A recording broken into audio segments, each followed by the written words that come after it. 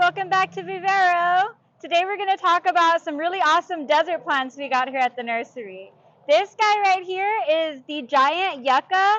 It has these really great cool filaments that kind of peel down on the leaves. They don't get a trunk, which is nice, but they do get you some height.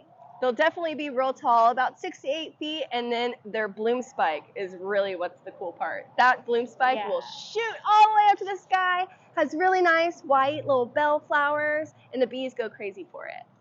Yeah, and it's an evergreen, has been really tough and very drought tolerant, which you know we need here in Texas.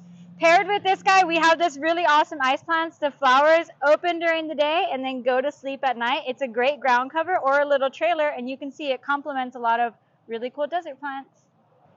Another favorite of ours is this blue glow agave. I don't know if you can see it through the camera, but you can kind of see where it gets its names. Along the margins of the leaves, it glows. So you get a really nice color to it. They get about 2 to 3 feet tall and wide.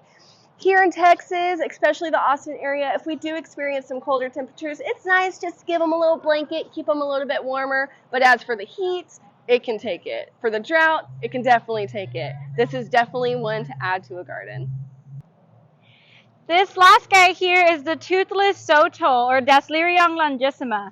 This is a great one. I really like it because it's one of the more friendlier sotols around. Doesn't have those teeth, so hence the name toothless.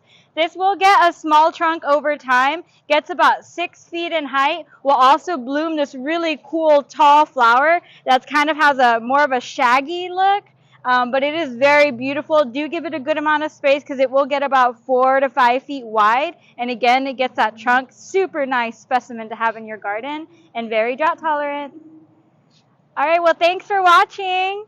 Have a wonderful rest of your day and come visit us at the nursery. Don't forget to give us a like and comment which one was your favorite because I know we have a ton of different stuff.